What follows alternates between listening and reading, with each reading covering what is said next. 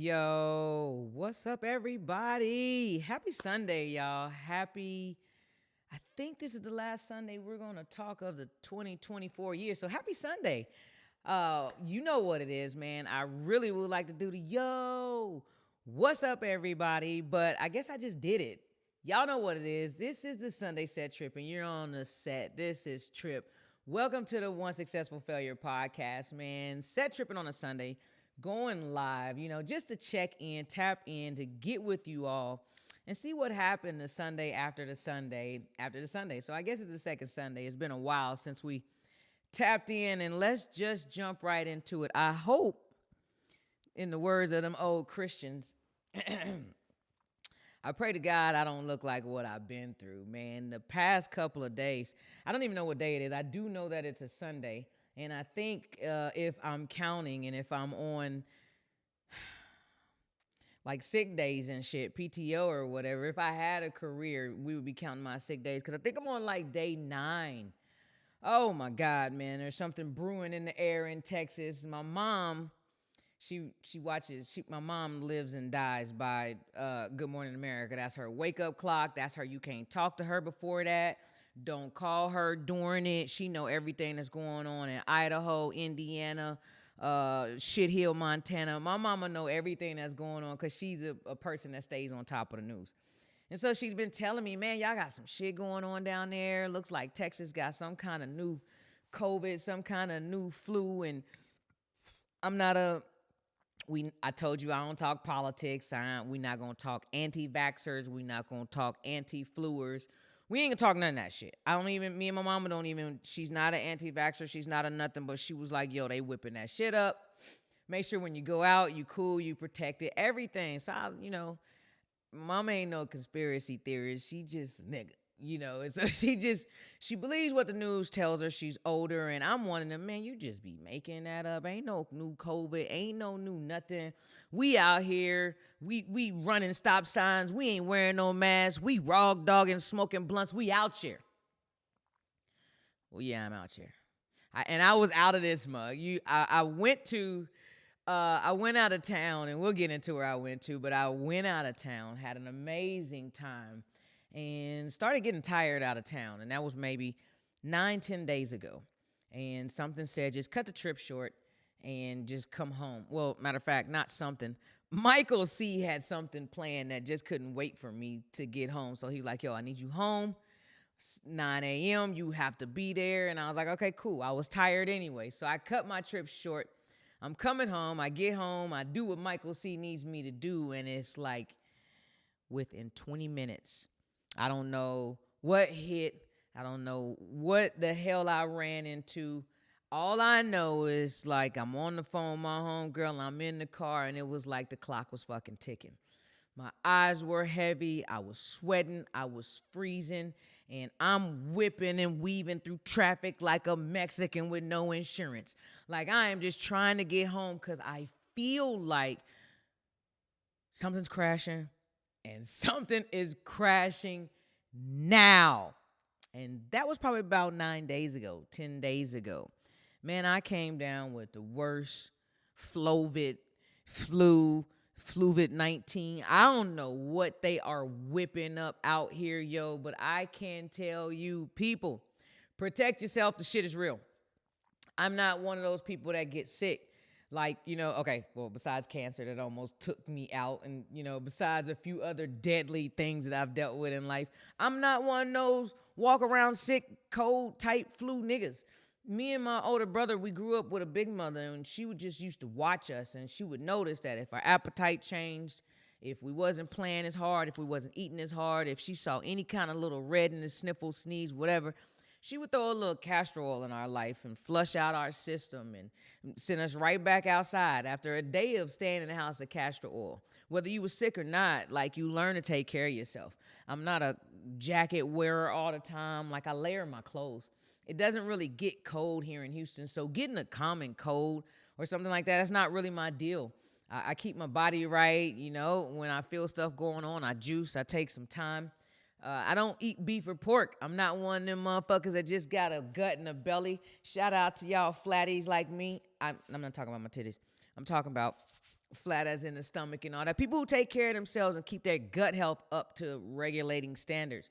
And I believe that, because I do those things, I hardly ever get sick. But when I do, man, there's a few times in life I can remember me and my older brother, and my mama was the type of person that she didn't really give a shit. She had 2 kids, and she didn't feel like doing things twice. And I guess that's where I get it from. I don't mind doing work, but I ain't gonna do no double work. So my mama didn't mind doing sickness, but she wasn't finna do no double sickness. So anytime my older brother came home with a weak immune system or a sniffle or a sneeze or something, she just locked me in the room with him, and she was like, "You gonna get it anyway. You might as well get it at the same time."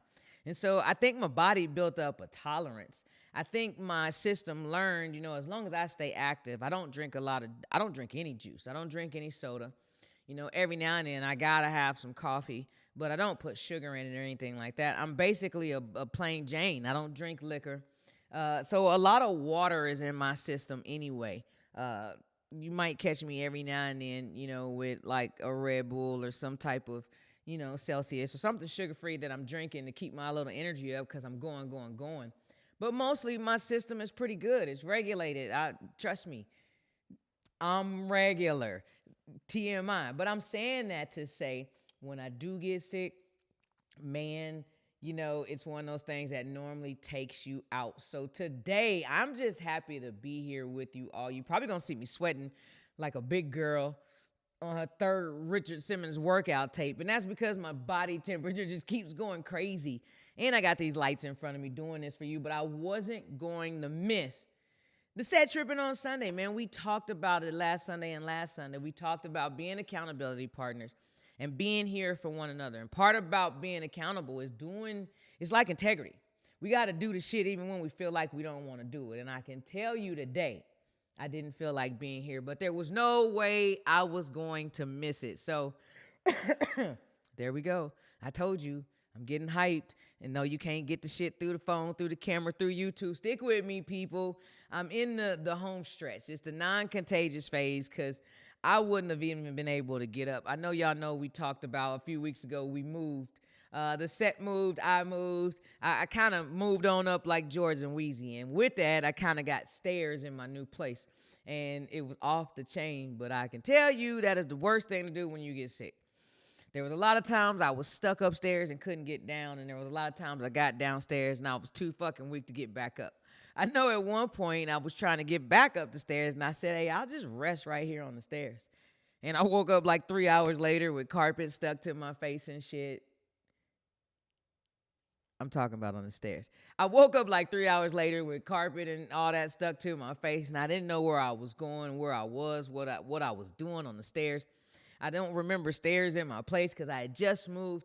Hey man, the fluvid, the flovid, the cold, the whatever this shit was, it had me hallucinating. It had me seeing shit. Like, I talked to some people that I probably shouldn't have talked to, and I saw some things that I probably should have. So I am back. I'm on the set, and shout out to you for being here. For some crazy reason, I can't see the chat, but I'm here with you.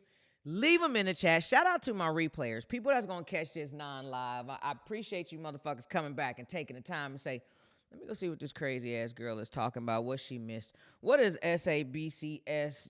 What is the rest? And what is the ultimatum? Well, let's get into it. Again, you set tripping on a set. This is the set. Look at the shit. And I'm Trip, and we here together, man, accountability partners. This is our last Sunday.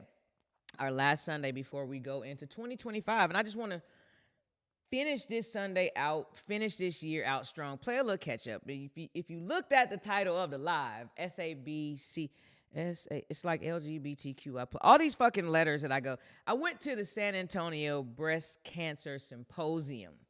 And that was like, I've been finishing out my year these past 2-3 years going to San Antonio and going to the San Antonio Breast Cancer Symposium. It is one of the largest breast cancer conferences in the world. I don't know why they call it a symposium. I know I told y'all I got a bunch of degrees, and I do. And sometimes I don't even know how I got them because I don't even know what the fuck is the difference between a conference and a symposium.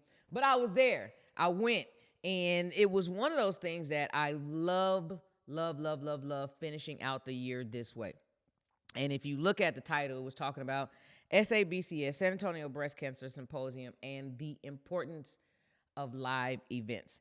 I shout out to all of you all who are on here with me, who are entrepreneurs, network marketers, multi-level marketers. Shout out to my 9 or 5ers who are more in a leadership role, and so you go to the conferences, you go to these learning experiences.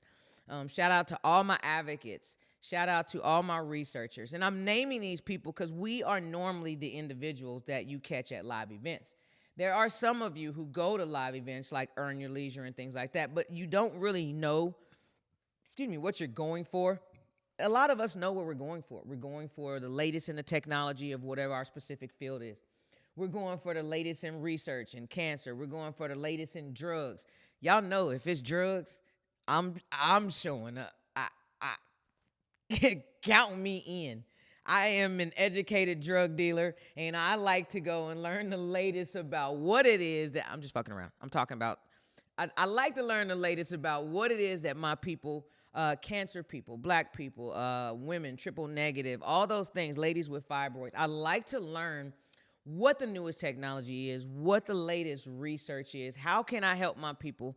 I like to get the information when it's on the forefront. I like it when it's in the research phase, and I get to put my little blackish spin on it and take it back to the hood and let the people know, hey, help is on the way, dear. But, as an advocate, as a survivor, as an educated individual, as a woman, as a feminist, as a multi-level marketer, as an entrepreneur, as someone I consider myself to be a leader, it is important for us. And I before I didn't believe this.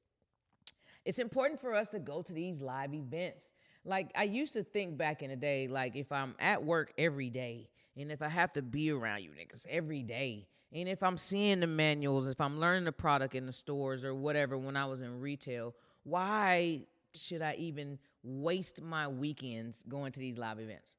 Well, on the shallow end, this is one of the times that, man, you get treated if you do your job well, if you do your advocacy well, if you do your shit, your swagalicious like I do well. This is the time that people will send you special invites. Your efforts are awarded. Your everything that you've been striving for, you get to see.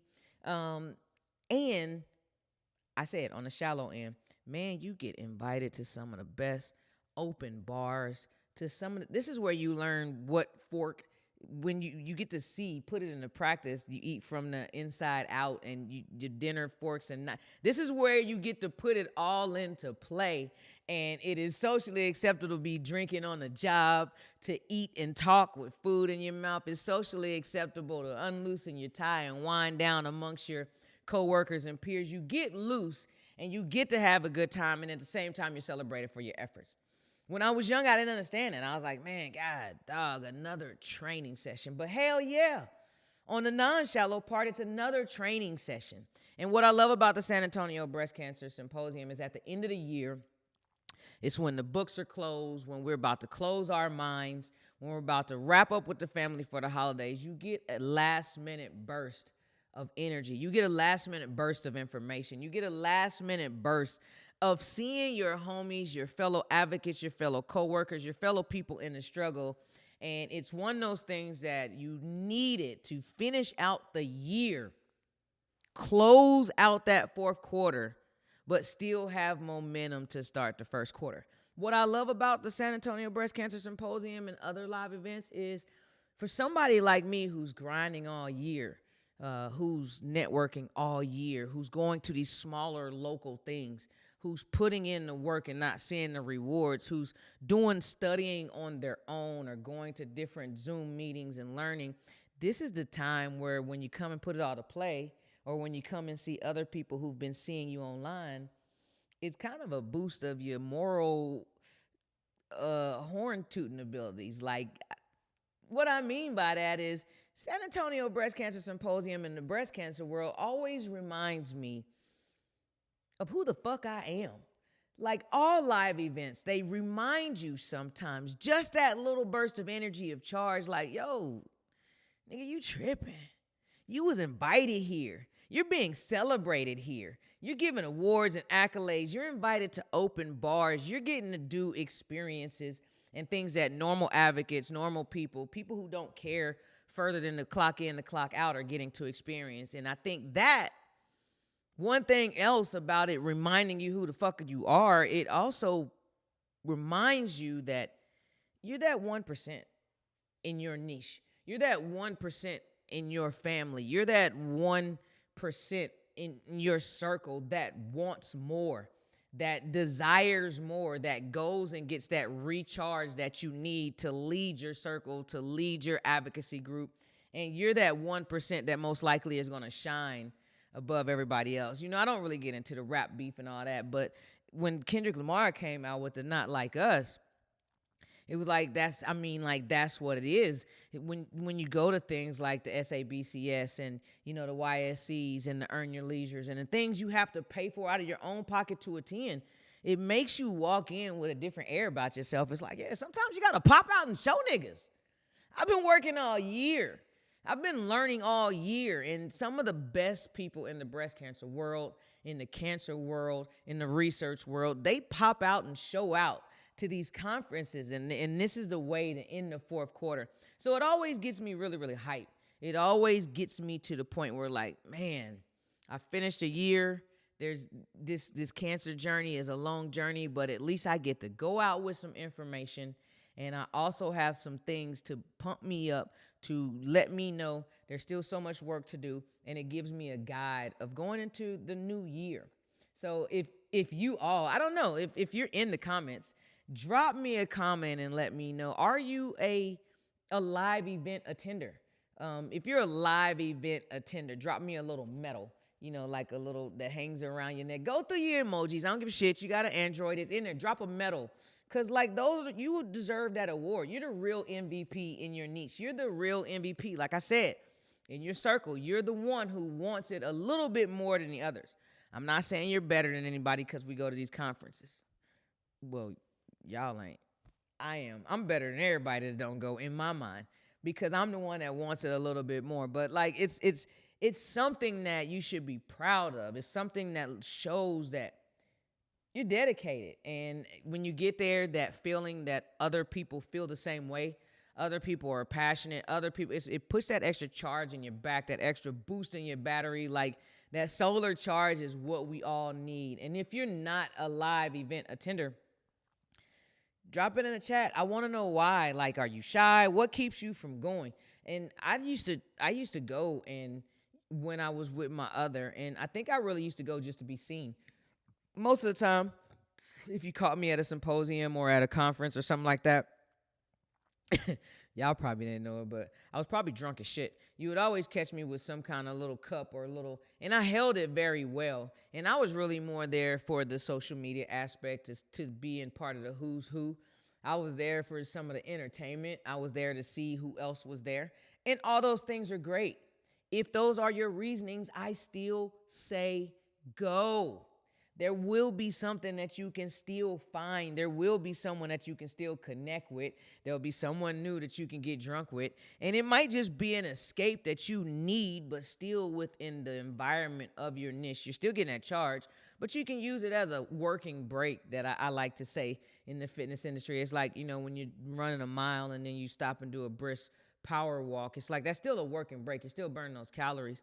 And at those conferences, whether you're drinking and just enjoying the social media aspects, that's still lighting a fire for someone else. When someone's going through your social media or your blog or your website, when someone's coming to your next retreat or your next meeting and they hear something that you dropped, that you've learned from the San Antonio Breast Cancer Conference, even if it was a crazy joke, while you was sitting there getting drunk at the bar at an icebreaker, if it's something new that you can take back to your community, it's a fucking win. And the craziest part is, as I was driving, I was headed down, and, you know, I've been tapping more into the universe, source, Lord, God, spirit, whatever you want to call it. I've been trying to take those times. And so I was riding, and it was about a 3-hour ride that I had to take from here to San Antonio. And so a lot of it, there was quite a few times I found myself riding with no music and just nothing. I listen to a lot of podcasts. I listen to a lot of YouTubers. I listen to a lot of prophetic word. I listen to Dr. Darius Daniels. I listen to Sarah Jakes. I listen to those things as I'm riding. I'm not into a lot of music because I'm in a weird state in my life. I'm grieving a relationship. I'm grieving lost family members. I'm learning to do different things. I'm unlearning old shit. So some of the music that I used to listen to or that's new is clogging what I'm trying to get out. So I don't really listen to a lot of that. I listen to motivation. I listen to, like I said, the motivational speakers. I listen to a lot of Abraham. And so I was riding to San Antonio, and I was listening to nothing.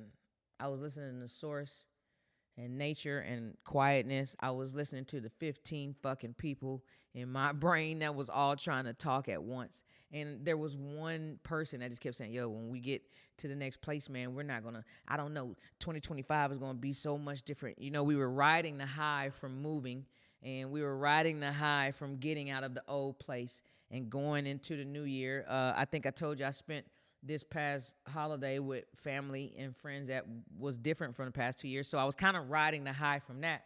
I think I was taking that 3-hour ride to process a lot that was going on in the month of December, even though it was the first week of the month of December. So I'm riding, I'm processing, I'm listening, and there was one major voice that just kept saying, yo, it's going to be great moving here forward. We're solo, we're going to be doing a whole bunch of things, but what we're not going to do shit, I told y'all that's that super blovid, whatever. But the voice kept saying to me, what we're not going to do is we're not going to miss any more experiences. We're going to take advantage of everything. Like, money is not going to be a reason why we don't go somewhere. Fear is not going to be a reason why we don't do something. Being alone is not going to be a reason why we don't travel. Whatever it is, I don't know. It was one of these voices in my head that just on the ride while I was riding in silence kept saying, we ain't gonna miss no more experience, Nicola. This is gonna be our year. We're gonna take advantage of everything. The universe is about to bless us with so much. Get ready, get ready, get ready. And then there was a other voice in my head was like, damn, will you shut the fuck up? We're just going to San Antonio. We're just going to the San Antonio Breast Cancer Symposium. So I probably turned on a podcast or something and kind of drowned out all those voices. But I don't know why that voice kept sticking out. We're not missing any more experiences. We're not missing anything else. Like, from here on out, we're just going to learn to fucking jump. Well, fast forward to San Antonio and my homegirl, Lindsay. Lindsay is a chick here in Houston, Lindsay Livingston, and she has a breast cancer nonprofit, and it's for black women. It's about black women. It's about all women of color, but it's they do a lot of here in Houston, and we end up having the same surgeon. She and I have been keeping in contact, and right before I left to go to San Antonio, maybe 2 weeks ahead, she had sent me a message, and she was like, yo, you coming to San Antonio? I was like, yeah, I'm going to be there. What's good? Like, actually, that's where me and Lindsay met. Although we live in the same city, we are both famous within our own breast cancer niche and here in the community. We had never met prior to last year at SABCS. So she hit me up. She was like, yo, you coming? I was like, yeah, I'm going to be there. And she was like, good. My charity is doing an event. It's invitation only. It's private. We're honoring a few people, honoring a few sponsors. We'd love for you to be there. Don't forget my shirt. I'll be there. Cool. I sent her a message back. I RSVP. Like, I'm feeling myself. I told y'all, like, these kind of symposiums remind you who the fuck you are, because I got people who I don't even know is watching. And that's one thing you got to realize. These are the things that point out who's really watching you. I got people who I don't even know is watching wanting to send me private invitations and saying it's invite only, but Trip, you got to be there. So when I was on the road, I was thinking, man, I'm not going to miss Lindsay's thing. I'm not going to miss experiences. I'm not going to miss Lindsay's thing. I guess that's why that voice was talking to me. No, my brother. The very first day of me getting down there, I get down there late. I chill with my people. I run into some people who I didn't know that I knew, but we hug and kiss and we sit up all night, share a couple of joints or whatever, judge and nanny if you feel like judging somebody. But yeah, I said at the San Antonio Breast Cancer Conference, me and these ladies shared a couple of joints. The next day was Lindsay's event. So I'm like, cool, I'm excited, I'm geeked. You know, everybody, I figured everybody's going to be dressed up and shit, but I'm in one of my hoodies. Black Breast Matters. You know how I do. If you don't want me the way I am, you don't want me there. I mean, but I'm looking casually, gangsterly sharp. People know how I'm going to show up. I got the hoodie on, fresh braids or twists or whatever. And I'm following the GPS to get to Lindsay's event. And I don't know San Antonio well, so I'm probably smoking a joint, getting myself ready for this networking event, and I'm probably smoking a joint, getting ready for the food. I told y'all it's open bar, it's open food. It's usually some great tuna or something extravagant. It's usually like some steak and all those things I don't eat, but it's usually, charcuterie boards, however you say it. It's all the snacks and sweets. It's like the Super Bowl of hors d'oeuvres and shit. And Lindsay is, I'm not gonna say Lindsay's bougie. She probably would, but she has very exquisite taste. So I was excited about what it was. So I'm probably smoking a joint, following the GPS, and the GPS just pulls me over and says, "You're here." But I don't see where I'm supposed to be. The invitation says the Chart House. I don't know anything about it. But I get out and I see some people. I say, "Yo, can you point me in the direction of the Chart House?" And he's like, "Just keep walking. You'll see it." First of all, it pissed me off because, like, if I would see it, I wouldn't be stopping asking y'all niggas, like, where is the Chart House? But okay, universe, source, whatever. I'll play your little scavenger hunt game. So I'm walking, and it seems like I'm in a public park. Supposed to be a fancy restaurant somewhere around, but I don't see it. But I'm taking my little social media videos because the day is beautiful, like it's sunny out, but it's still cold. Got my hoodie on, got my Travis Scott's on. I'm excited about to get to wear. And I'm just walking through this public park and birds chirping and the weather's nice. I'm riding off this joint and I'm like, I don't know where the Chart House is, but I'm gonna keep walking. And in front of me, I see this tall, huge building. And we have one here in Houston. It's one of those like Eiffel Tower type buildings. It's got a spinning restaurant at the top. It goes straight up with a little steeple on the top and a spinning restaurant. Most cities have them. They're really huge. I think Perry's is at the top of ours here in Houston, but I just see this building there and I'm like, oh shit, that's dope. So I stopped to take some footage. I take a couple of pictures and I'm walking and the GPS keeps saying 150 feet in front of me. And I'm like, I'm just walking. And about the time I walk up and get to what the GPS says you're here, I look up and I'm like, oh shit, what a coincidence. I'm at this high, crazy steeple building that I was taking the pictures and the videos of as I was walking. What a coincidence. This is cool. And I see at the bottom it says Chart House. So I'm like, oh, it's in the same building. What are the odds? Well, not at one point did I ever think and put two and two together. And I'll tell you, just hold on. Just hold up. Wait. I'm finna get there. Trust me. I'm walking around this building and it's a circle. Yes, I'm walking around. I clearly must have a lost look on my face because there's finally this chick and she's like, yo, can I help you with something, ma'am? And I was like, yeah, I'm looking for Lindsay Livingston's event. And she was like, oh, just get in line and you can get ready to get in the event. And I was like, oh, shit. Lindsay got a line, but it's only me and another lady. And I say, well, what's the line for? She said to get in the elevator. And I said, to get in the elevator to go where? She said to the event. And she points up. Yo, this ain't one of them. Yo, what's up, everybody? Yo, this is like, yo, hell no, nigga. Hell no. Hell no. Hell no. Hell no. Hell no. See, I don't know if y'all know. Yeah, and the shirt says the one successful failure. I'm going to tell you what I'm a successful failure at. Your girl don't do heights. I don't do them. I'm not into them. It's not something that I aspire to achieve. It's not a fear that I'm looking to conquer. I don't fuck with it. I don't know where it comes from. It's something that takes over my entire body.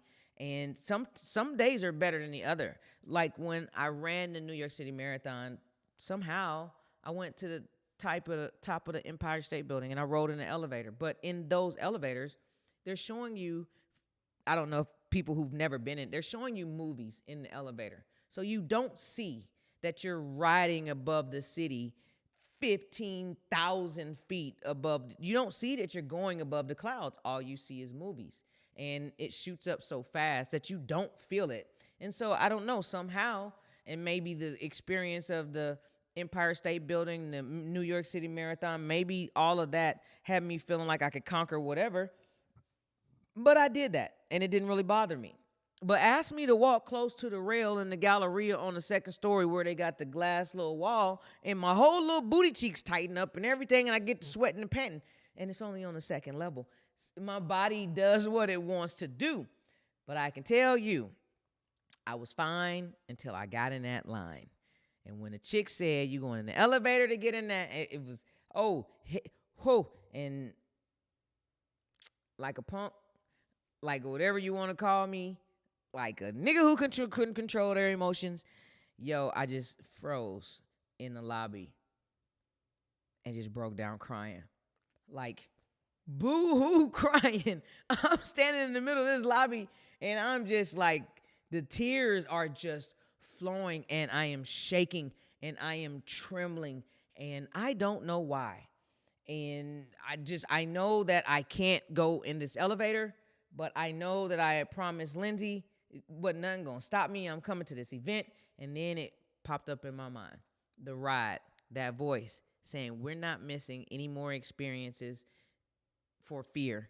We're not missing any more experiences for money. We're not missing any more experience. YOLO, motherfucker. YOLO. That's what the voice kept saying. But my body was saying, no go. We ain't going. But out of nowhere, this woman, this angel, her name was Carmen. She was a pharmaceutical rep. I'm not going to say her company because they don't pay me. But her company, I didn't even know it until the end. And I didn't know that she was the other person in the line. And it's like she kind of floated to me. And she was just talking, and she was like, I saw you. I saw your body freeze up. I saw everything, and you can do this. And I really want to tell her, bitch, you don't know me, and I ain't doing none of this. But I was crying so hard. And somehow this woman was able to whisper in my ear and not talk me off the ledge, but technically talk me on the ledge. She was so soothing. She was so supportive. And she kept telling me, like, you know you can go in this. You're at the cancer concert. You're obviously a survivor. You've survived more than this. And a lot of people, I think sometimes y'all get the notion like we're survivors, we're strong, we can. That don't mean we want to be strong for fucking everything. That doesn't mean I want to survive everything. I don't want to be the house fire hero just because I survived cancer. I don't want to be the one that says we've done this, I've done. Fuck that. Like, sometimes I don't want to be the strong one. I want to be, I guess, whatever I was in the lobby, the little crybaby that was snotting and snorting, that just, I was frozen, my feet couldn't move. But shout out to Carmen. And she just kept saying something in my ear like, all we need is just a little bit of support. I promise you can do this. And I really want to tell her you don't know me because I can't. But she knew me. She knew I could. She knew my heart. She knew I was there.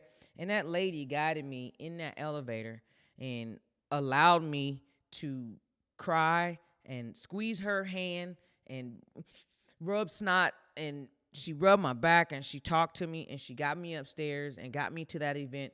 She didn't ask for any credit.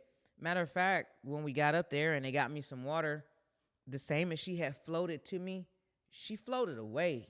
I didn't see Carmen the whole mixer. She allowed me to still be the strong advocate, the attention whore. She still allowed me to be that damn trip at the thing. And she didn't tell anybody, well, she floating around now, but she was crying. She didn't do any of that.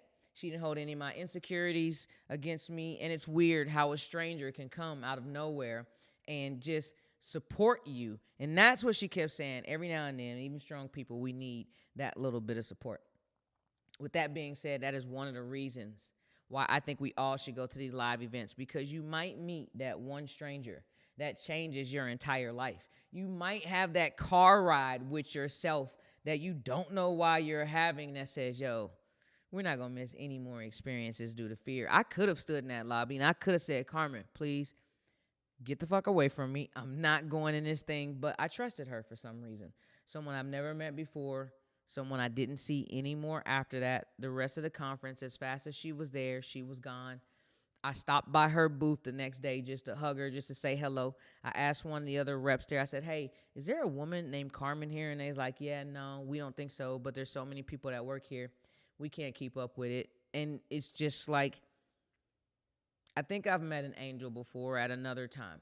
And a lot of people may not believe it. I still have something that angel gave me probably about 20-something years ago. And I don't talk about it a lot because people think you're crazy. But I do believe that at the SBCS, I popped out and showed niggas who I was. I was reminded who I was, and I gained a little bit of support from an angel that I didn't know was going to be there, and they knew I was going to be there. It was the perfect timing, it was the perfect thing. Make sure, if you're part of any organization, any multi level marketing, any network marketing, if you're an entrepreneur, if you're a leader in your organization, hell, if you're a church person, go to a camp, go to a retreat.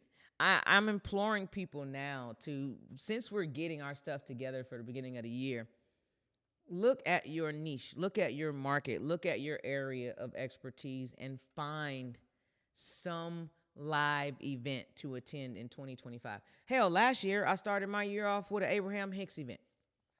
No, that wasn't a conference or a symposium, but that was a live event of other people who was learning what I was learning, tapping into getting tuned in, turned in, tapped on, or tuned in, tapped in, turned on. Well, I mean, we weren't getting turned on together, but if you listen to Abraham Hicks, you'll know what I'm saying. We were all like-minded, coming together to co-create, and I think I understand now what she means by how we're all here to co-create in some way or other. And if Carmen wouldn't have came right at the right time, that experience would have never happened.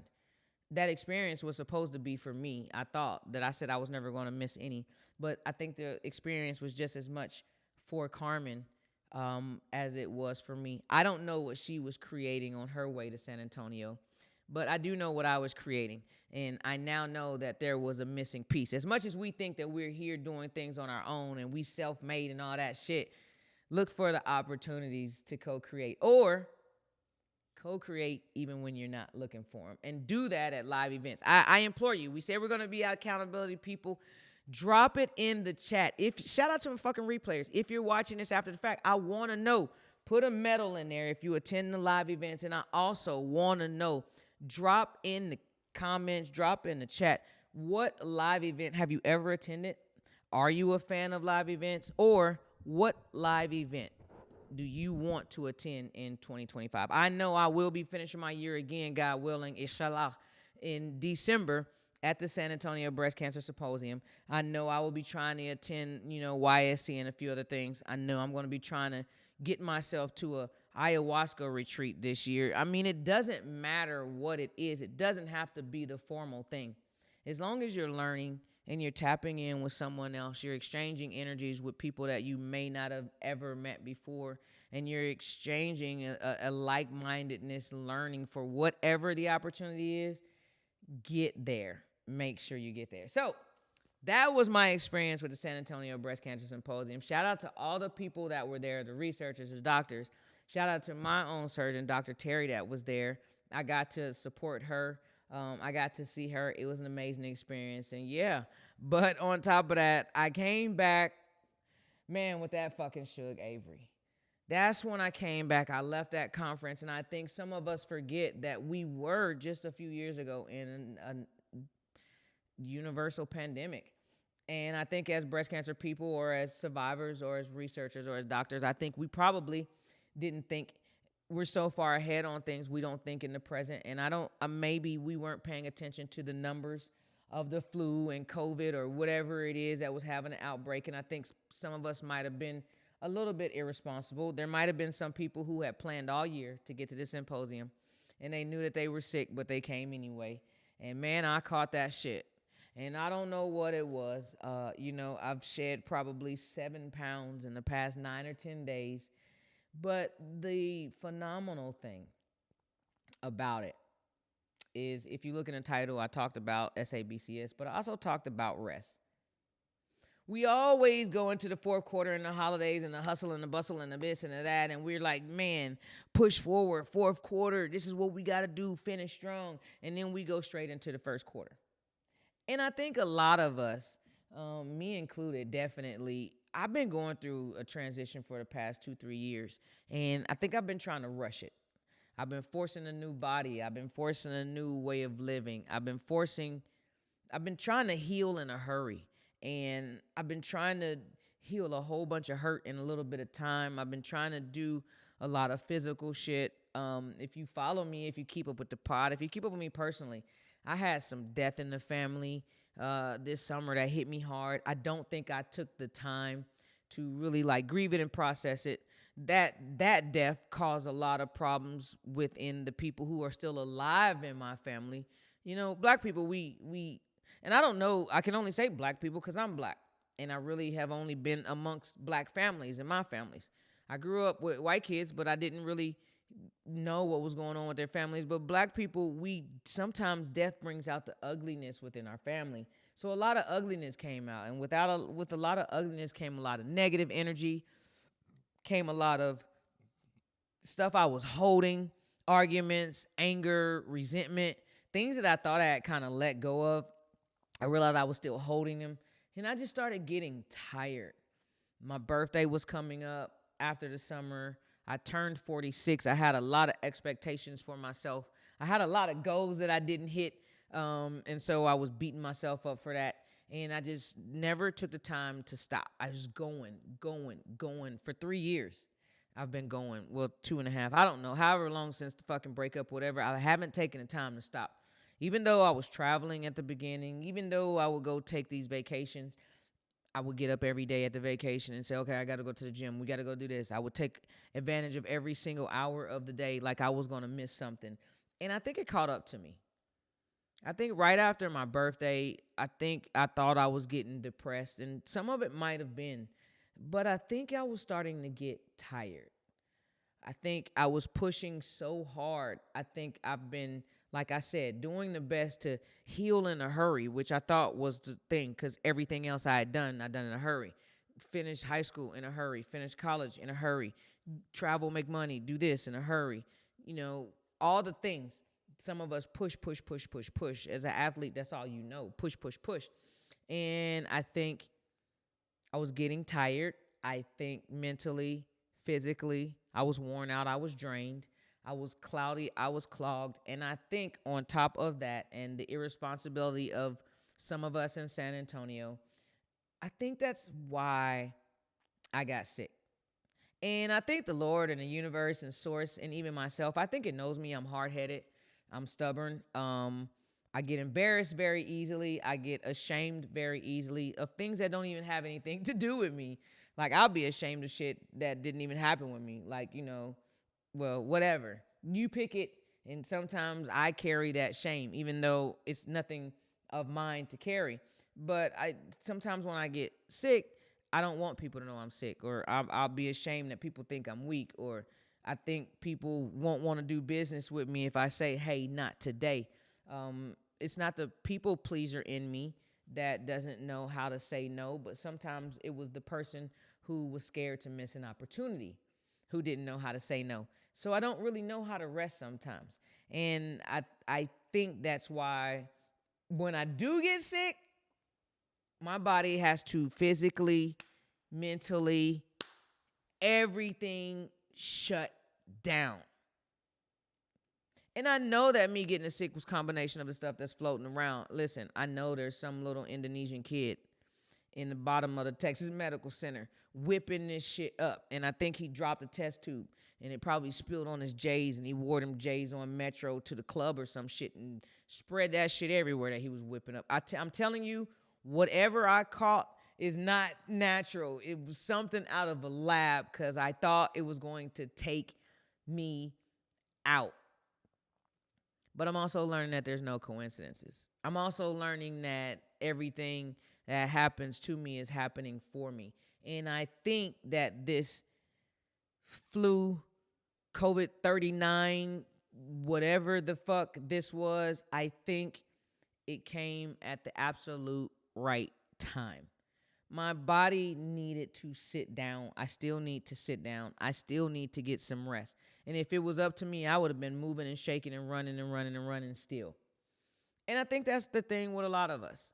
I think a lot of us take this fourth quarter and these holidays and we try to beat the holiday funk. We try to beat these depressions. We try to beat the traffic, the hustle and bustle, the lines at the airport.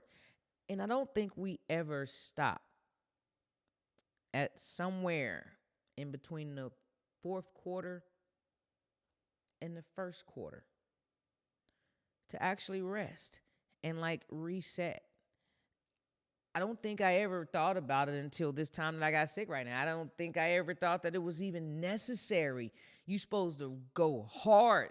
And then I guess if your wheels are already spinning, it gives you this excellent momentum to propel yourself forward at the beginning of the year. But I learned these past 9, 10 days that I've been locked up and sweating and hallucinating and thinking and journaling and writing and sick as fuck. I think I learned that from here on out, I'm gonna do like the court system. I mean, not that I'm a criminal, but not that kind of criminal. I just learned recently because of the whole divorce situation. The court system shuts down the last 2 weeks of the year. Completely shuts down. Nobody's there. They give them all that time to be with family, to rest and reset, and to, just whatever cases aren't finished. What are these last 2 weeks going to do? I learned that sometimes you just need to shut it down. Not completely, but it's like pause. Not like no homo pause. I mean, like, truthfully, it's like a pause. You know how you're speaking a sentence and then you put a comma right there? Well, that comma is an actual punctuation mark, and it's actually to be respected. It's not a period. The sentence doesn't stop there. But it's a comma, and you are supposed to respect it. You're supposed to see it, acknowledge it, pause, get your thoughts together, change your emotion, and then finish out the rest of the sentence. So I think that this me getting sick from San Antonio, I think that this near-death experience, the hallucinations, the craziness, I think it has allowed me to understand that rest is important. I used to have to be forced to rest. I think me getting cancer was a part of the Lord and the universe forcing me to rest. I had been moving and going for 36 years and had never taken the time to rest. I would always feel guilty when I rest. I don't care. I know I'm not the only one. My homeboy, Michael C., he is the king of rest. But he's the most productive motherfucker I've ever met. But when I'm talking to him, I'm like, yo, what are you doing? Oh, I'm in the bed, cracking my toes, watching Dateline. But he's usually also on the computer plucking away and doing, making $1 million deals on his iPhone too. The boy gets his rest. And I've never met anybody who unapologetically, unashamed is going to get they naps in, but still can produce. And I'm taking a page out of the Michael C. Courthouse docket books now that I'm no longer going to be forced to rest. I'm not going to wait for the shit that my mama sees on Good Morning America to take me out. I'm going to start scheduling in rest for myself. And I don't know, am I the only one on here? We said we were going to be open and transparent with one another. Am I the only one on here that struggles with rest? Drop me a hands up in the chat if you struggle with rest. And if you don't struggle with rest, let me know. What is your routine? Do you every once a month, do you unplug? How do you rest? Do you take baths? Do you take a week? Do you go for retreat? What is your version of rest? Because truthfully, I think that's why I never do. I don't know what rest is. I thought every night when we go to sleep and we start over, I thought that was rest. I didn't know that that's not rest. That's just sleep. That's just like what we gonna do. We just gonna sleep. But there's a lot of times that I would sleep, but I hadn't gotten any rest. Mentally, physically, emotionally, none of that. So what do you do to rest? Are you forced to rest? As a community, as a collective, I decided that I'm going to come up with some form of rest, and I'm going to get at least every quarter for myself. I don't know if it's going to be a trip, some form of unplugging. I don't know if it's going to be some form of activity that completely exhausts me to where the point that my mind and my body can't do anything but crash. I don't know what it is I am going to do, but because I don't know what rest is. But if you're with me and if you're going to be a part of this collective, let's throw around rest, but let's make sure that we learn right now rest is okay. What is the when things go wrong, as they sometimes will, when the road you're trudging seems all uphill, when the funds are low and the debts are high, when you want to smile, but you have to sigh, when care is pressing you down a bit, rest if you must, but don't you quit. And that's what we're going to do as a collective. We're going to learn to take that rest together. I'm going to learn what it means to rest because I don't really know. I thought I used to treat myself guilty. So if you're one of my people, if you're a replayer, tell me what you do to rest. Tell me what rest means to you. Tell me how often you do it. And as a collective, what should we do? Should we schedule a once a quarter, once a week? Should we do the Sundays that we're not doing this? Should it be used just for rest? What is rest and reset to you? But I can tell you, I've been resting, I've been resetting, I've been journaling, and finally I've been watching The Ultimatum. And man, why have I been doing that? I'll tell you why I was doing that. First of all, I've been laid up in the bed for 9-10 days. I couldn't do shit physically, but have the TV on so for some form of noise. When I tell you I was so sick, I got fever so high that I had angels talking to me. I also had devils talking to me. Shout out to the people who know what I'm talking about. I was hallucinating. I was hearing things. There was a few times I was laid up in the bed crying and just praying like, Lord, if you let this just break, if you just let this fever break, I promise I'll get up and go to the hospital. Lord, if you let me just make it, I swear I won't I'll quit smoking weed. I made so many deals with the Lord. But anyway, I was laying up watching everything from documentary. I'm a huge documentary watcher. And I used to watch Ratchicity at night, some form of a housewife or something, just to make me feel better about my own life. But while I was laid up, I watched pretty much everything off of Netflix, I was recommending shows for my mama. And I came across The Ultimatum. I had watched the first Ultimatum with the lesbos, because my therapist told me that I needed, and if any of you watch, I don't know what episode it is, I talked about it on the podcast, the regular pod, not one of these lives, not our set trip relaxation time, but I talked about watching the Ultimatum with the lesbians on it, and how it was triggering for me, and how it was rough to watch. But my therapist said I needed to start facing some of those fears, facing some of my triggers, and just watching it. It was cool. I developed my little stud crush on Mal. I developed some enemies that they weren't even mine, but I felt myself getting invested in the show. So while I was sick, I was like, hey, I've watched everything else. I saw people talking about it, that The Ultimatum was out.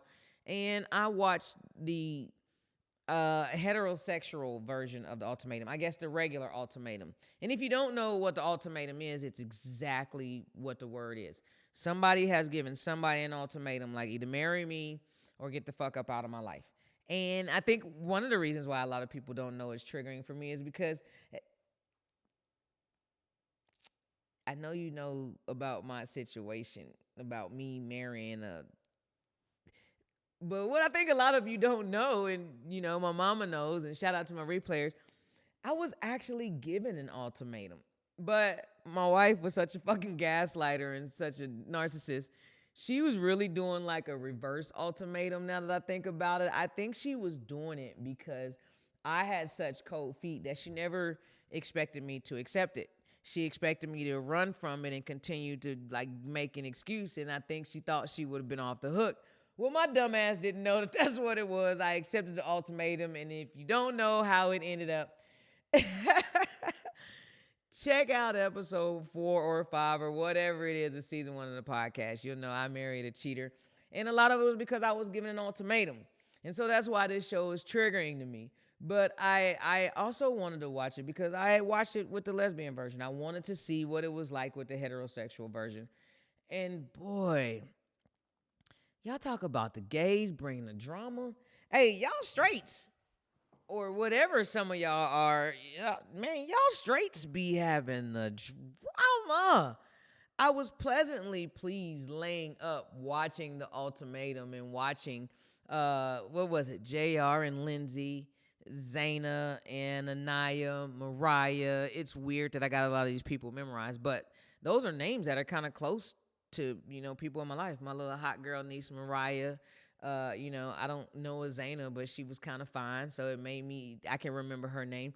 But I don't know. I'm not going to ruin it for anybody. But if you're watching it, who's your favorite person? Like, man, I don't know. I was really turned off by Fuckboy JR.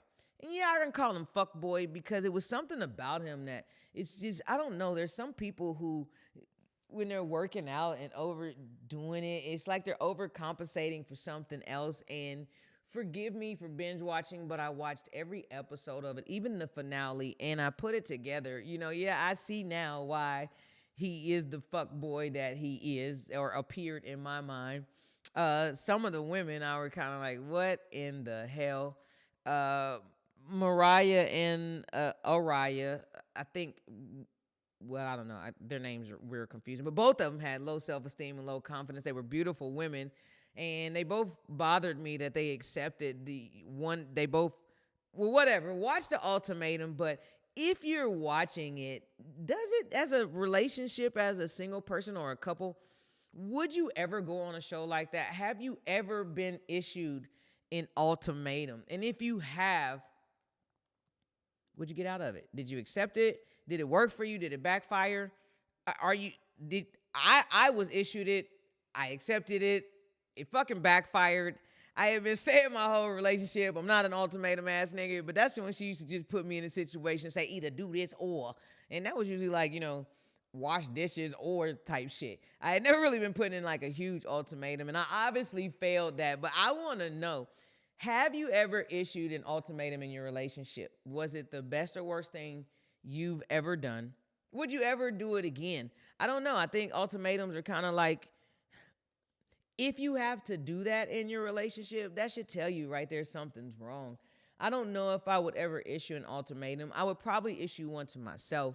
But I think I'm learning that if you have boundaries, if you can communicate with your partner your needs and your wants, and not your expectations, because you're supposed to not have expectations of people, but your expectations of the situation and the thing that you two are doing. I think if you can communicate that, I think an ultimatum is not going to be necessary. There's a couple of people on the show that realized the ultimatum wasn't necessary, that they loved one another, that they weren't going to be able to see their partners with someone else. And they actually, well, I'm not going to tell you if you haven't watched it, but I just want to know from my collective, my community, have you ever been issued an ultimatum?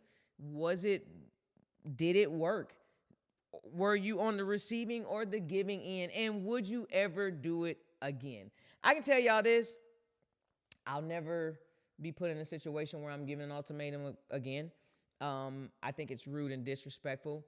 But I also think that if I'm ever in a relationship again, I want to love my partner enough and communicate with my partner enough, and be open enough to where they don't have to issue it. We know what timeline we're on. I don't think I'll be doing that marriage shit again.